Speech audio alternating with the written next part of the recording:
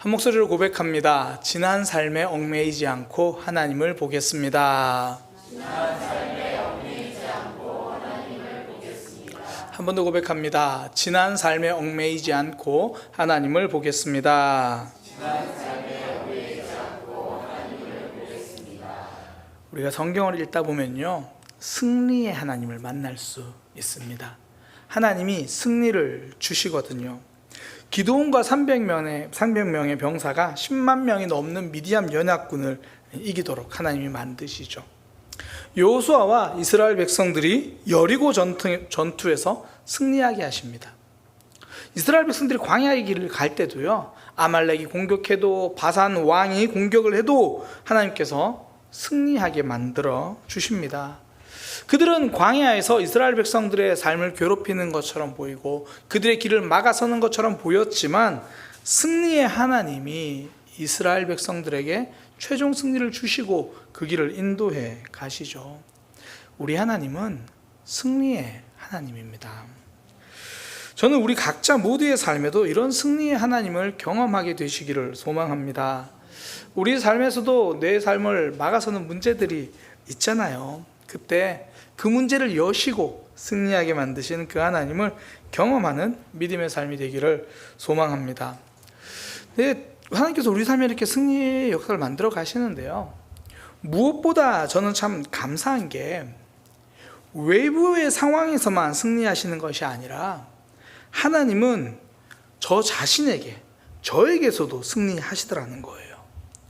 제 삶에서 고집과 완악함 그런 것 참 많은데 제가 아무리 고집을 피워도 결국 하나님이 이기시지 제가 이기지 못하더라는 거예요. 그러니까 제가 잘못된 모습으로 가려고 하고 내 마음대로 살고 싶다고 해도 결국 하나님이 저를 포기하지 않으시고요, 하나님이 저에게서도 승리하시더라는 겁니다. 제가 이렇게 지내다 보면 말씀대로 살려는 마음보다는 마음대로 살려고 할 때가 좀 있거든요. 많죠. 성경을 읽고 말씀 묵상하고 막 이런 삶이 너무 기쁘고 막 너무 행복하고 그럴 때도 있지만 정말 성경 읽기 막 미루고 싶고 말씀 묵상 사도행전 왜 이렇게 길어 막 이런 생각이 들기도 하고 막 그렇거든요. 이렇게 눈 감고 싶고 어떨 때는 막 말씀 들리는데 안 들렸으면 좋겠고 막 그럴 때도 있죠. 그렇게 하나님을 멀리하고 하나님과 반대로 살아가고 있으면 하나님 또 어김없이 개입하세요. 말씀을 알려주시고 상황으로 그렇게 만들어주시고. 그러니까 저는 제가 고집 피우고 제 마음대로 하고 싶은데 하나님은 그냥 내버려 두지 않으시고 결국 저를 이기시더라는 거예요. 하나님이 주시는 모든 승리가 성도에게는 길과 생명이 되지만 무엇보다 우리 자신을 이겨주시는 것 때문에 우리가 생명의 길을 누릴 수 있는 거잖아요. 이건 저만 그런 게 아니죠. 제가 훈련학교를 할 때마다 참 많이 느끼는 거지만 성도님들도 삶도 동일한 것 같아요. 훈련학교 자체가 정말 힘들고 내가 이걸 왜 하나 생각을 하는데도 오신 분들이 있는 걸 보면 이건 하나님이 이기셨구나, 저분들의 삶에 하나님이 이기신 거다. 그리고 요즘에는 훈련학교가 이게 일주일에 한 번 와서 하고 일주일에 한 번 숙제하고 이런 게 아니잖아요. 하나님을 경험한 삶 이후로 우리 교회에 아주 지금 어려운 일이 처했죠. 숙제가 웬만하면 다 매일 하는 거예요. 매일 해야 돼요. 저는 청년들이 이번에 하나님을 경험한 삶 숙제했던 이야기를 들으면서 깜짝 놀랐어요. 숙제를 미루기도 하더라고요. 저는 학용사업 할 때 저랑 같이 한 분들은 그런 게 없었어요. 진짜 매일 하루도 빠짐없이 칼같이 올라와요. 전 다들 그런 줄 알았어요. 어른들을 배우시면 돼요. 매일 그렇게 진짜요. 정말 칼같이 올라와요. 정말 칼같이. 어른들은 저랑 같이 한 분들은 정확히 말해요. 제 아내봐는 모르겠고 저랑 같이 한 분들은 빠진 분이 없어요. 어떤 분은 찍어놓은 거를 다른 걸 올리신 분이 한 번 있는데 빠진 분은 한 분도 없어요. 다 했어요. 근데 결국 하나님께서 우리에게 승리하시는 거거든요. 그거 할 때 난 너무 기뻐, 내일도 훈련학교 해야지, 이런 경우 저는 없었어요. 그런데도 하나님은 우리를 그냥 우리 편한 대로 살려고 내버려 두지 않고요, 우리의 완악함을 이기시고 우리의 삶 가운데서도 하나님의 뜻을 이루어 주십니다. 왜 그렇습니까? 하나님은 우리를 향한 선한 뜻을 포기하지 않으시기 때문입니다. 우리의 악함도 하나님의 선하심을 막아설 수는 없습니다. 아브라함 보세요. 아브라함은 연약해서 자기 아내 사라를 그 애굽왕 바로와 결혼시키려고 추진을 해요. 두려워서. 그런데 하나님은 그 애굽왕 바로가 사라를 향한 그 마음도 막으시고, 아브라함의 어떻게 보면 좀 영악해 보이는 그런 모습도 하나님이 막으세요. 하나님이 그 삶 결국 막으시고 아브라함을 약속의 땅으로 돌려보내죠. 어떤 문제도, 어떤 우리의 연약함도, 어떤 상황 속에서도 하나님은 그 속에서도 일하십니다. 이걸 정말 잘 보여주는 본문이 오늘 본문인데요. 오늘 본문에 등장하는 삼손은 정말 자기 마음대로 살아가고 자기 감정대로 행동합니다. 그리고 이런 모습 때문에 문제가 생겨요. 그럼에도 불구하고 하나님은 그 속에서 또 하나님의 뜻을 이루어 가십니다. 이 하나님이 저와 여러분, 우리의 하나님입니다. 사실 우리도 내 마음대로, 내 감정대로 행동할 때가 얼마나 많습니까? 그렇지 않을 때보다, 그러니까 그럴 때가 훨씬 많잖아요. 제가 청소년 시절에 그 원태연 시인이라는 시인이 쓴 한 문장이 굉장히 유명했어요. 이런 문장이었는데, 연인에 대한 그리움을 담아내는 문장인데요. 너는 가끔 가다 내 생각을 하지, 나는 가끔 가다 딴 생각을 해. 그러니까 나는 늘 너만 생각한다는 거죠. 이 문장을요, 조금만 바꾸면 우리의 모습이 됩니다. 나는 가끔 가다 내 마음대로 사는 것이 아니라 나는 정말 가끔 가다 말씀대로 살아. 이게 우리의 모습이잖아요. 그런데도 우리가 이렇게 믿음 생활하고 있는 이유, 하나님 앞에서 예배하는 삶을 살 수 있는 이유는 하나님의 은혜 덕분이고 하나님의 긍휼하심 덕분이죠. 그러니까 문제도 있고 내 모습 보면 아픔도 많은데 그 가운데서도 변함없이 일하신 하나님 덕분이거든요. 오늘 이 삼손 이 모습을 보면서 딱 한 가지 메시지를 좀 나누려고 하는데요. 지난 삶에 얽매이지 않고 하나님을 보는 삶입니다. 오늘 제목이 그거예요. 지난 삶에 얽매이지 않고 하나님을 보겠습니다. 살펴보면 그래요. 삼손이 이제 결혼식을 위해서 잔치하는 내용이 이 배경입니다. 그런데요, 이 결혼식을 위한 잔치에서 삼손은 자기 자신을 과시하려다가 결혼 잔치 자체를 망쳐버린 그런 상황이에요. 내용을 하나하나 살펴보겠습니다. 이 사사기 14장 10절에서 11절 내용 보면 이제 잔치하는 내용들이 나옵니다. 삼손의 아버지가 여자에게로 내려가서 이제 삼손이 거기서 잔치를 베풀어요. 뭐 그 당시에는 이렇게 했다는 거죠. 신랑이 신부 집 쪽으로 가서 잔치를 베풉니다. 그러니까 또 신부 측 입장에서는 신랑이 왔으니까 잔치를 베풀어 주니까 또 손님이 많아야 되잖아요. 그러니 그 블레셋에 있는 사람들을 데려다가 참석하게 한 거예요. 뭐 그런 마음이겠죠. 이 기회에 이 신랑도 이곳의 사람들과 좀 친해지면 좋겠다. 그런 마음으로 30명의 블레셋 청년들을 이제 초대한 겁니다. 그래서 서로 이제 잔치하고 좋은 상황으로 일주일 동안 행복하면 좋은데, 삼손이 여기서 블레셋 청년들을 보고 수수께끼를 냅니다. 그러니까 내가 수수께끼를 낼 테니 내기를 하자, 이렇게 이야기를 해요. 그게 이제 14장 12절에서 13절까지인데 이렇게 말합니다. 삼손이 그들에게 이르되 이제 내가 여러분들에게 수수께끼를 낼 겁니다. 그런데 이 잔치를 한 7일 동안 여러분들이 그걸 풀면 제가 여러분들에게 이 30명이니까 옷 한 벌씩 다 줄게요. 그러니까 30벌을 제가 내겠습니다.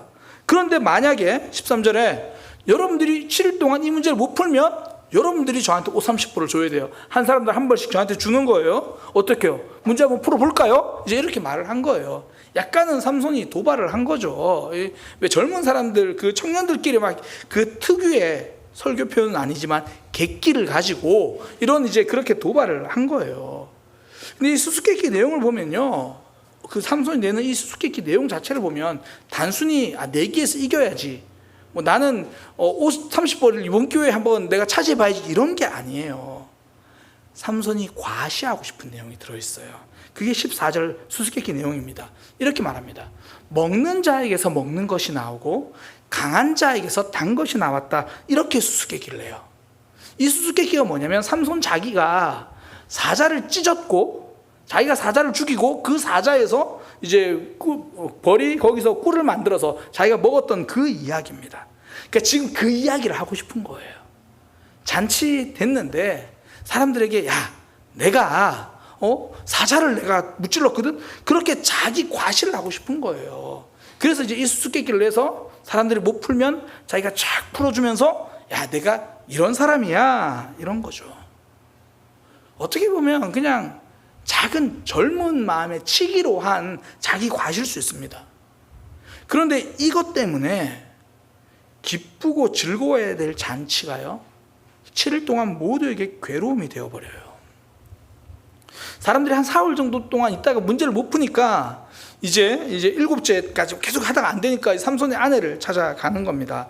14장 15절에 보면 이렇게 말합니다. 7째 날에 이르러 그들이 삼손의 아내에게 이르되 너는 너희 남편을 꾀어서 이 정답을 좀 알려달라. 아니 우리를 이렇게 불러놓고 결국 우리 옷 빼앗아 가려고 그런 거냐. 너 정답을 알려주지 않으면 너와 너희 집에 불을 지르겠다. 이렇게 이야기를 해요. 이게 7째 날이라고 말을 하지만 그 전에 계속 이렇게 했다는 걸 어떻게 알 수 있냐면 뒤에 보면 삼손의 아내가요 삼손에게 계속 말을 해요. 그러니까 잔치에서 참석한 사람들이 웃고 즐기러 와야 되는데 그들 입장에서는 뭐야 괜히 왔다가 내 거 뺏기게 생겼어? 뭐 그러고 있고 그리고 축하해 줘야 될 신부를 협박합니다. 행복하고 즐거워야 할 7일이 이제 서로 눈치를 보고 괴로워하는 시간이 되었습니다. 이게 지금 그 30명하고 이 삼손의 아내만 그렇게 된 게 아니라 이제 삼손도 괴로움의 시간을 보내요. 이게 사사기 14장 16절에 보면 삼손의 아내가 그의 앞에서 울며 이르되 당신이 나를 미워하고 사랑하지 않고 그러니 나에게 수수께끼도 알려주지 않고. 아니 신부가 이제 신랑 될 사람과 잔치하고 이제 곧 결혼식인데 아우 당신이 이래서 좋아요 저래서 좋아요 그런 이야기만 해도 부족한 그 시간에 지금 앞에서 울면서 나 당신 때문에 이게 뭐냐고. 당신 나를 아무도 전혀 안 사랑하는 것 같아. 사랑을 증명해봐 구찌백으로 뭐 사랑을 증명해봐 이런 명품으로 뭐 그런 것도 아니고 왜 나한테 그걸 안 알려주냐. 그러니까 삼손도 답답한 거예요. 그래서 말을 하는 게 난 그거 우리 부모에게도 알려주지 않았는데 내가 어떻게 당신에게 그거를 말하겠느냐. 근데 17절에 보니까 7일 동안 그 잔치할 동안 그의 아내가 그 앞에서 울며 그에게 강요하니라. 오죽하면 삼손이 이제 알려줄 정도로. 그러니까 결혼식을 앞두고 하는 잔치예요. 모두가 행복하고 모두가 즐겁고 웃다가 눈물이 나도 모자랄 판인데 서로 지금 슬퍼하고 아파하고 삼손 자신조차도 힘들어하고 그 기분 좋은 날에 자신을 과시하려고 드러내려는 마음 때문에 모든 게 엉망이 되어버렸어요. 그런데 이게 삼손만의 이야기가 아니잖아요. 우리 모두의 이야기입니다. 삼손은 내가 사자를 죽였다 이걸 과시하고 싶어 하지만 우리는 나는 정의로운 사람이다 이런 거 과시하고 싶어 하고 나는 이걸 잘하는 사람이야 이걸 과시하고 싶어 하고 대부분 그런 행동은요 다른 사람을 타박하는 것으로 시작해요. 아우 여기 왜 이렇게 지저분해. 아우 정리를 이거밖에 못하나. 그 말 속엔 이야기를 읽으셔야 돼요. 나는 정리를 잘하는 사람이다 그런 이야기입니다. 아우 왜 세상이 이 모양 이 꼴인가. 진짜 걱정되면 그 마음을 사람들 앞에 이야기하기보다 하나님 앞에서 나라와 민족을 위해서 기도할 거예요. 그런데 하나님께 기도할 시간은 바빠서 생략하고 나라와 민족의 문제를 사람들 앞에서는 1시간도 이야기해요. 요목조목 이유를 떼가면서. 왜 그렇습니까? 나는 그만큼 정의로운 사람이고 나는 그 문제에 대해서 이렇게 식견이 있는 사람이다라고 나를 증명하고 싶어서 그래요. 나를 과시하고 싶어서 그래요. 그리고 그렇게 자신을 증명하려는 시도는 많은 경우 주변 사람들을 힘들게 합니다. 단순하게 생각하면 됩니다. 청소 잘하는 사람이 주변에 있으면 행복해야 돼요. 더 깔끔해지니까. 그런데 청소 잘하는 사람이 옆에 있는 게 아니라 청소 잘하는 사람임을 드러내고 싶은 사람이 옆에 있으면 다 피곤해져요. 빗자루 잡는 순서까지 문제라고 이야기하거든요. 빗자루를 그렇게 잡으면 먼지가 빠져나가잖아. 왜냐하면 나는 청소를 잘한다는 거예요. 저도 이 문제에서 자유롭지 못해요. 전 다른 목사님들이 기도 열심히 하시는 거, 신방 열심히 하시는 거, 이거 눈에 잘 안 들어와요. 그런데 그건 저도 잘 못하니까. 근데 조 목사님 설교를 왜 저렇게 하시지? 이게 저는 그 문제를, 그리고 한 말이 제 마음속에 좋은 자는 난 스스로 괜찮다 그렇게 생각해요. 그러니까 제 마음속으로만 또 그나마 생각하면 괜찮은데, 또 그거를 꼭 이제 친한 분에게 또 설명을 해요. 제가 왜요? 나는 이 부분에 대해서 탁월하게 지금 알고 있다는 거예요. 저를 드러내려고 하는 거죠. 그러니까 그 저를 드러내려고 하는 순간 주변의 모든 사람들은 설교를 이상하게 하는 사람이 되어버려요. 실제로 그렇지도 않은데, 알고 보면 제가 더 이상하게 하는데, 주변 모든 사람들은 그 순간부터 설교 준비 안 한 사람이 되어버려요. 자기 자신을 과시하려고 하는 순간, 나를 과시하려고 하는 순간 다 슬퍼져요. 그 문제는 그게 꺾였을 때 더 문제입니다. 그게 꺾이면 분노해요. 삼손이요, 자신이 생각하기에는 7일이 되었을 때 아무도 문제를 못 맞춰야 돼요. 그때면 이렇게 말을 하겠죠. 사실은 말이야, 내가 지난번에 이 사람 만나러 오는 그 딥나러 오는 그 길에 사자를 만났거든. 근데 내가 하나님이 나에게, 우리 이스라엘 하나님이 나에게 힘을 주셔서 내가 사자를 맨손으로 찢었어. 진짜라니까. 야, 내가 사자를 맨손으로 찢었어. 그리고 더 놀라운 건 뭐냐면, 얼마 후에 내가 다시 가보니까 사자 시체에 꿀벌이 꿀을 쳐놓은 거야. 그럼 주변에서 에이, 그게 진짜야. 진짜야. 정말. 야, 진짜 그랬다니까. 야, 내기는 내가 그냥 한 말이야. 옷 한 번씩 내가 선물한다고 찍게 그냥 가져. 뭐 이랬을지도 모를 그런 일이라고요. 그런데 지금 이 사람들이 문제를 맞춰버렸어요. 그러니까 삼손이 화가 나죠. 처음에는 단순히 과시하려는 일이었는데 자신의 아내까지 동원해서 삼손의 입장에서는 그들이 비겁하게 그렇게 알아냈다고 생각하니까, 졌다고 생각하니까 이제 분노합니다. 내가 이겨야 할 일에, 나를 드러내야 할 일에 못했으니, 져버렸으니 분노합니다. 사람들은요, 자신이 졌다고 생각하면 억울하고 힘들어요. 왜 그럴 때 있잖아요. 사람들이랑 대화하고 나서 집에 왔는데 내가 그때 그 한마디를 딱 더 해줬어야 되는데 왜 집에 왔는데 정확하게 반박할 말이 생각이 난 거예요. 회사에서 생각이 안 났는데 집에 와서 그때 이 말을 했어야 되는데 왜 이게 생각이 안 나가지고, 그게 하나님의 은혜입니다. 내가 그때 딱 정확하게 한마디 반박했으면 내 마음은 조금 편해도요, 이제 상대방이 억울해서 잠을 못 자요. 상대방이 마음이 힘들어요. 내가 졌다고 생각하면 사람은 분노해요. 이게 사람입니다. 삼손은 자신을 과시하려다가 행복해야 할 결혼식을 슬프고 조마조마한 상황으로 만들어버렸습니다. 그리고 마지막 결론은 분노예요. 여기까지가 지난 7일 잔치 기간에 있었던 일입니다. 어떻게 보면 시작은 작은 일이었어요. 그냥 내가 한 일을 남들이 좀 알아주면 좋겠네, 뭐 이 정도일 수 있죠. 근데 문제는 본인도 생각지 않았는데 문제가 이렇게까지 커져버린 거예요. 내가 한 한마디 말이, 내가 했던 행동이 이렇게까지 될 줄 몰랐죠. 어쩌면 참 후회된 순간이고, 어쩌면 참 돌이키고 싶은 그런 상황일 수도 있습니다. 물론 삼손은 아직 여전히 화가 난 상태라서 자신의 삶을 돌아보지 못하지만, 근데 우리는 알잖아요. 시간이 지나고 나면 그때 내가 그러지 말걸, 그렇게 후회하기 마련이죠.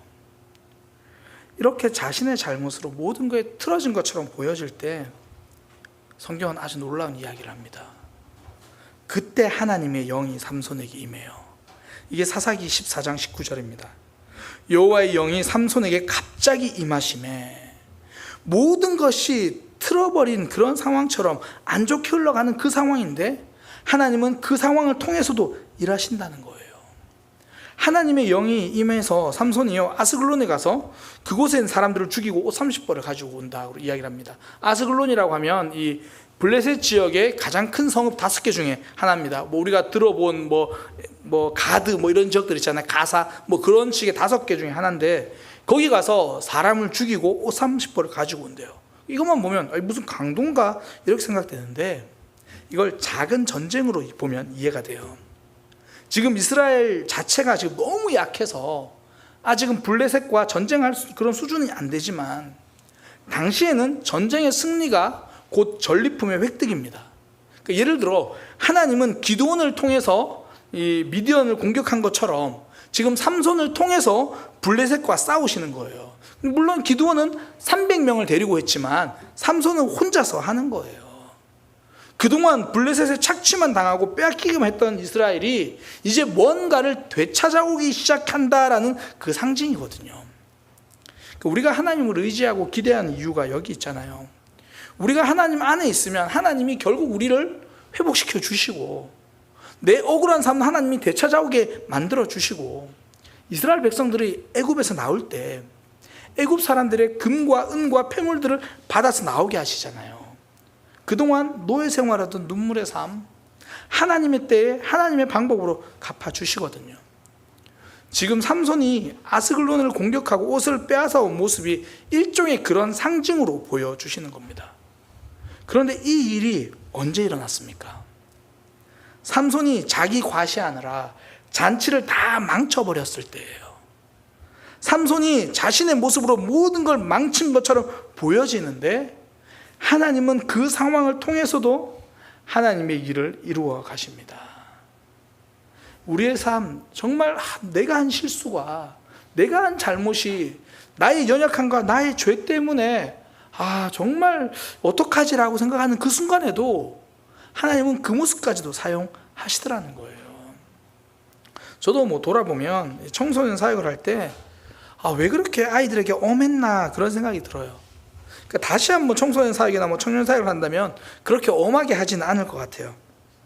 근데 제가 지금 말이 엄하게 했다지 미숙하게 한 거죠. 그런데 하나님은 그때 저의 그 미숙함까지도 사용하셔서 그 당시 학생들이 훈련받게 하시고 하나님을 알아가게 하십니다. 그럼 뒤집어 생각하면 돼요. 지금은요. 지금도 여전히 저는 부족하거든요. 여전히 미숙하거든요. 그런데 하나님은 이 모습까지 사용하셔서 하나님의 일을 이루어 가시죠. 우리의 삶을 돌아보면 믿음이 뭔지 잘 몰라서 혹은 믿음이 연약해서 실수할 때 진짜 많잖아요. 그런데도 하나님은 그 상황까지 다 사용하셔서 우리의 삶을 세워 가십니다. 그러니 지난 삶에 얽매여서 오늘을 놓칠 필요가 없다는 거예요. 하나님은 이미 그 실수와 연약함, 때로는 죄악의 모습까지도 사용하셔서 하나님의 일을 만들어 가십니다. 우리가 10년 전, 5년 전 생각하면 얼마나 미숙합니까? 1년 전, 어쩌면 이 금요기도에 오시기 바로 직전까지 우리는 부족한 죄의 모습이었을 수 있습니다. 그러나 하나님은 그 모습까지도 사용하셔서 하나님의 사역을 완성시켜 가십니다. 우리가 너무나 잘 아는 1907년 평양 대부흥운동이 그런 거잖아요. 평양 대부흥운동 시작하기 바로 전에 원산에서 있었던 부흥운동, 그게 이제 시작이라고 보는데 그게 한 선교사님의 죄 고백 때문이잖아요. 원산에서 로버트 하드 선교사님이 고백한 거예요. 저는 그동안 사실 하나님께 깨닫게 해주셔서 고백한 겁니다. 저는 그동안 여러분들을, 그러니까 조선 사람들, 그 당시 우리나라 사람들 보고 저는 여러분들을 꾀죄죄한 조선인이라고 생각했고 인종적으로 저희보다 더 못하다는 그런 백인 우월주의 가지고 그런 차별하는 마음으로 사역을 했습니다. 그렇게 고백하는 그 고백에서 그 원산에서부터 대부흥이 시작하거든요. 그분이 사역을 잘한 모습을 고백했을 때가 아니에요. 진짜 한없이 부족한 죄인의 모습, 어쩌면 선교사로서 자질이 없다라고 말할 그 모습이었지만 하나님은 그 모습을 사용하셔서 일하시잖아요. 평양 대부흥운동도 마찬가지죠. 길선 목사님이 자신의 죄를 고백했을 때잖아요.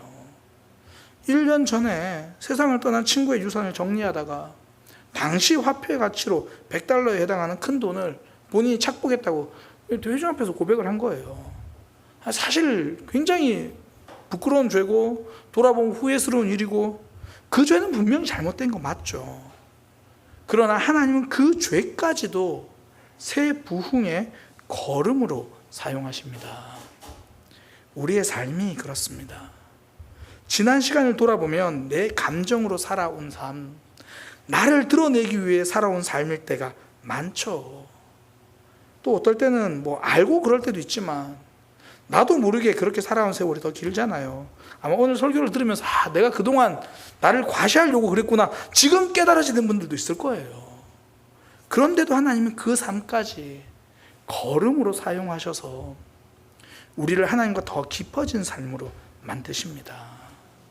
하나님은 그 아픔까지도 사용하셔서 하나님의 역사를 드러내시는 거죠. 어쩌면 이제는 그런 부족한 우리의 모습이 조금씩 나아지는 걸 보고 주변 사람들은 또 살아계신 하나님을 경험하게 되는 거죠. 그러니까 잘못이 있으면 회개할 원동력으로 삼고 또 그렇게 변화된 삶으로 하나님을 증명하면 됩니다. 그러니 지난 내 삶에 얽매여서 나 자신을 자책할 것도 없고 또 누군가를 바라보면서 저 사람은 왜 저런가 또 우리 앞에 있는 삼손을 타박할 것도 없고 목사님 그러면 그 속에서 서로 아픔을 겪고 그 속에서 서로 슬픈 건 어떻게 돼요? 그 과정에서 결국 서로 돌아보고 뉘우치면서요 상처 준 사람은 상처 준 대로 상처 받은 사람은 상처 받은 대로 그 자리에서 사랑이 자라나게 돼요. 나는 용서하면서 자라나고 나는 용서를 구하면서 자라나게 되고 하나님은 이렇게 우리의 연약함과 우리의 아픔, 죄악까지도 사용하셔서 하나님의 일을 만들어 가십니다.